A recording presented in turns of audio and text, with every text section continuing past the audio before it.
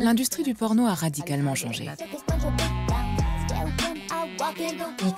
Comment faire des films X sans devenir une femme objet?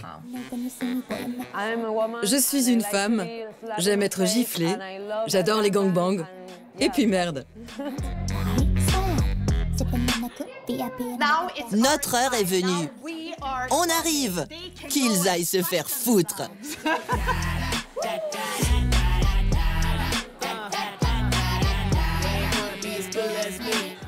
Je m'appelle Erika Lust, je suis réalisatrice de films érotiques et je crois au potentiel de la pornographie.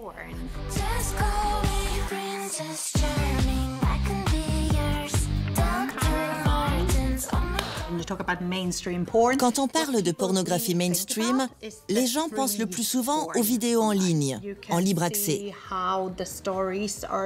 Les femmes y sont la plupart du temps reléguées au rang d'objets et il y a très peu de positivité sexuelle. Moi, c'est ce que j'essaye de mettre au cœur de mes films.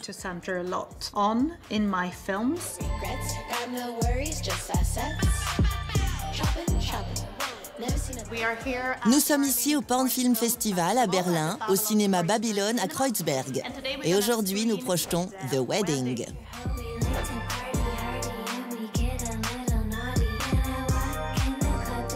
Je m'appelle Jason Steele et je suis fier de faire partie de ce film. Ce sera la version full sex. Les productions d'Erika Lust sortent du lot parce qu'elles sont porteuses d'un message et qu'elles essayent toujours de rompre avec les poncifs.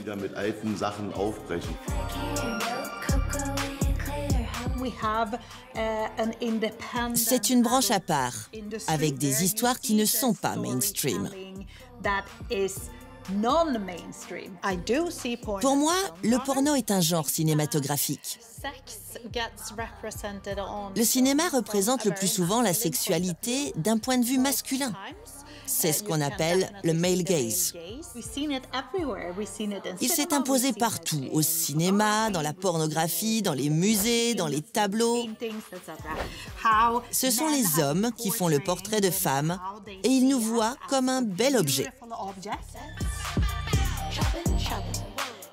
Le male gaze est tiré de la théorie féministe sur le cinéma. C'est Laura Mulvey qui l'a décrit pour la première fois. C'est un concept que les gens appliquent volontiers à la pornographie. Mais je trouve que ça ne fonctionne pas très bien. Parce qu'en même temps, nous projetons nos peurs, notre ignorance, nos insuffisances en matière de sexualité sur ceux et celles qui travaillent dans la pornographie.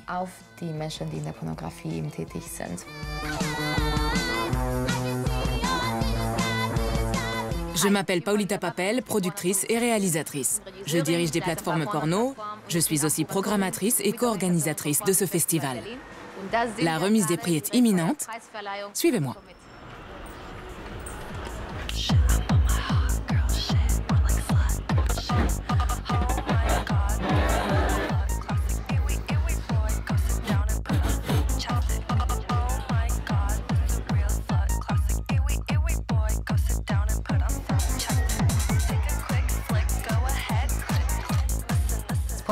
Le Porn Film Festival de Berlin montre des films qui parlent de sexe, de sexualité, mais aussi de féminisme, de politique du corps, de thèmes LGBTQI.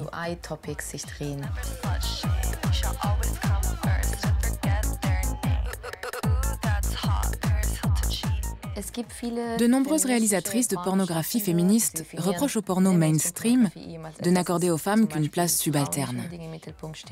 Et elles disent qu'à l'inverse, leur version du porno met l'accent sur la femme, la sexualité et le désir féminin. C'est complètement légitime, mais ce n'est pas mon propos. Je trouve que les préjugés qui circulent sur l'industrie du porno me portent préjudice, quel que soit le type de porno que je fasse. Et ils font aussi du tort à toute la société. Voilà pourquoi je ne trace pas une frontière stricte entre le porno mainstream et ce que je fais. Je représente une branche de la pornographie mainstream et j'en suis très fière. Dans le secteur de la pornographie, il y a plein de labels. Le porno que je fais est en premier lieu cinématographique, mais peut-être aussi féministe, parce que je suis féministe et que j'adopte cette perspective dans mes films. Nous devons sans cesse rester attentifs à la manière dont nous mettons en scène les personnes à l'écran, mais la question de savoir qui se trouve derrière la caméra est tout aussi importante.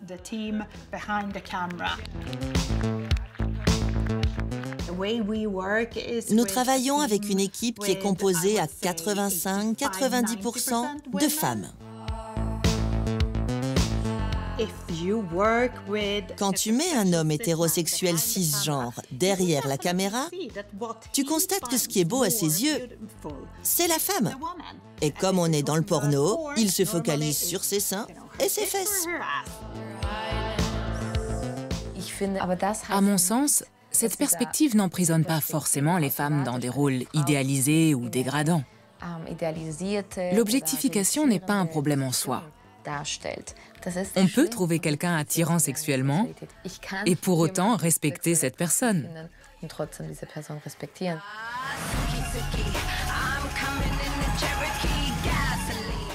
Je crois que le porno féministe se définit par lui-même. Je me considère comme féministe, j'estime donc que cela se répercute sur mes films.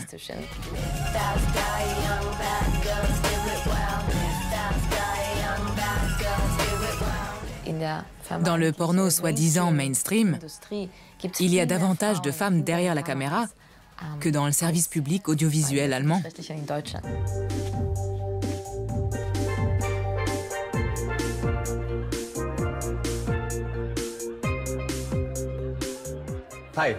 Je m'appelle Jonte et je suis acteur porno.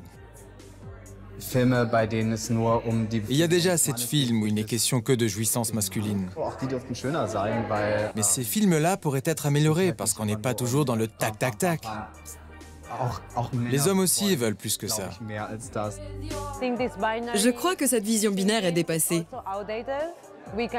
On peut ajouter de la complexité et adopter un point de vue alternatif susceptible d'être apprécié par tout le monde. Je m'appelle Maria Rayot, je viens d'Argentine, je suis installée à Barcelone, je suis une travailleuse du sexe, une militante et une artiste.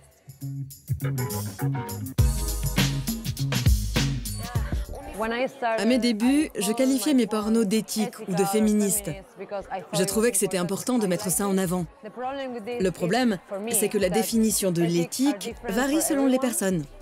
Ce que tu considères comme éthique ne l'est pas forcément pour quelqu'un d'autre.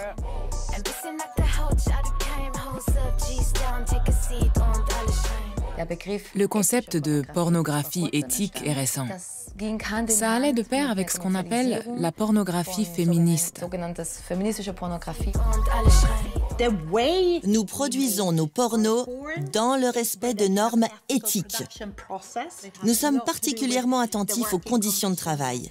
Et je trouve que tout le monde devrait travailler ainsi. Ce concept a permis à pas mal de gens d'accéder à la pornographie. Mais je crois aussi que nous devrions arrêter de l'utiliser. Parce qu'il donne à penser que le reste de la pornographie, autrement dit la méchante pornographie mainstream, ne serait pas éthique. C'est absurde.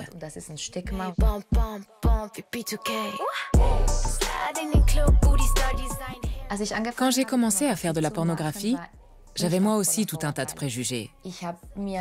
Je m'interdisais souvent de faire des choses auxquelles je trouvais pourtant du plaisir. Souvent, dès qu'on parle de pornographie féministe, les gens l'associent au sexe tendre. Et puis il y a une histoire, il y a de l'amour. Et cela contribue à véhiculer une image complètement dépassée et sexiste de la femme. Voilà pourquoi j'ai voulu essayer d'autres trucs, comme les gangbangs. En faisant ça, je ne laisse rien au patriarcat. Je me réapproprie même les gangbangs. J'ai décidé de faire un gangbang avec 5 hommes. C'était un de mes fantasmes. Et je leur ai demandé de jouir sur mon visage parce que ça correspondait à un autre de mes désirs. De nombreuses féministes seront scandalisées en voyant ça. Elles me reprocheront de m'avilir moi-même. Mais qu'est-ce que ça a de dégradant? Moi, c'est en d'autres circonstances que je me sentirais dégradée.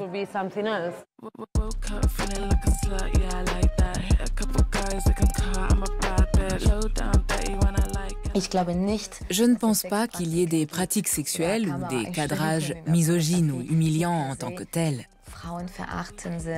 Il n'y a que des personnes qui peuvent en humilier d'autres. L'important, c'est toujours le consentement. C'est ce qui devrait toujours nous guider. Si quelqu'un me gifle ici, ce n'est pas consenti, je ne suis pas d'accord. Mais si j'ai une relation sexuelle avec quelqu'un et que ça me plaît d'être giflé, pourquoi me l'interdire? Juste parce que c'est proscrit dans un autre contexte? On se dit, ok, je vais faire exactement le contraire de la norme et ça ira.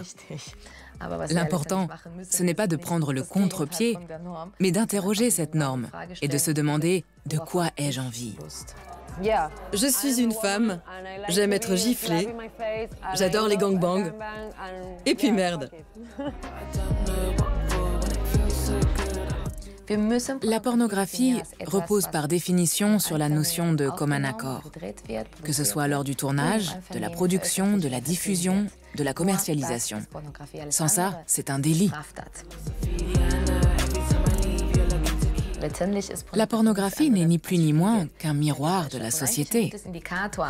Elle nous permet de savoir où nous en sommes avec les tabous, mais aussi avec les sujets sensibles.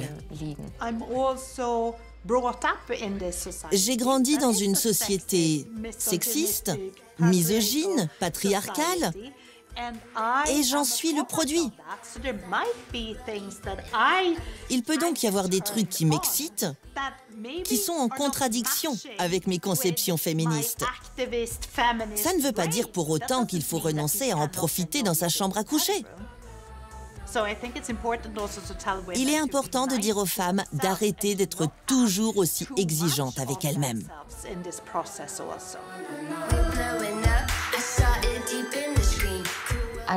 En tant que produit de divertissement, la pornographie met en scène des fantasmes. Ce sont des scénarios idéalisés qui ne sont évidemment pas le reflet fidèle de ce qui se passe dans la vie privée. Beaucoup de gens n'ont pas de culture porno. Ils ne comprennent pas que la pornographie est une fiction. Ils la prennent pour un mode d'emploi. De retour dans la vraie vie, ils essaient de reproduire ce qu'ils ont vu en ligne. Ce n'est pas le rôle de l'industrie du porno ou des films X de faire de l'éducation sexuelle. Les fantasmes n'ont pas à être politiquement corrects.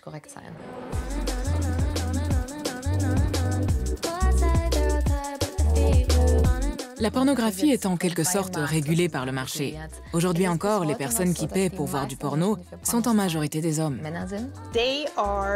Ils visionnent certaines vidéos.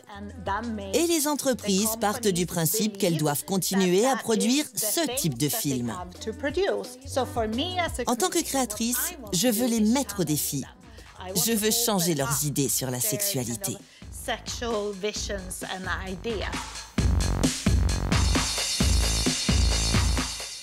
Si on arrêtait de discriminer et de censurer la pornographie, elle pourrait avoir d'autres circuits de distribution et d'autres sources de financement.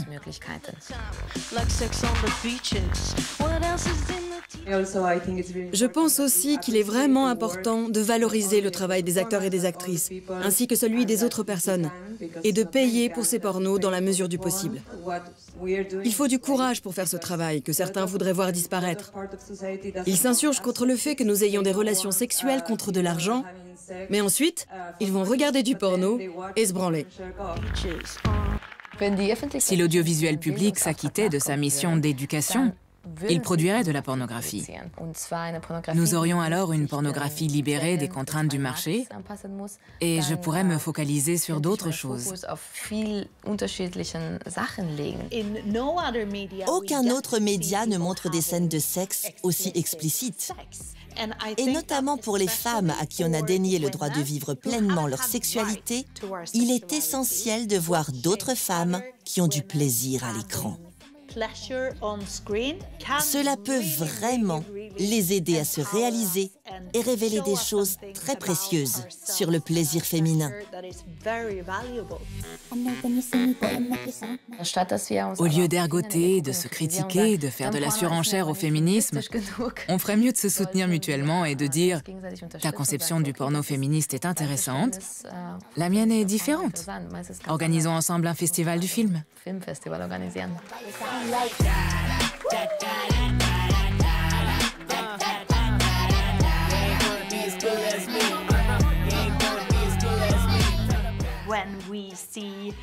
Les femmes se sont lancées dans la réalisation de films pornographiques. Elles ont le choix entre le porno romantique, le porno cinématographique, le porno amateur, le porno hardcore, le BDSM.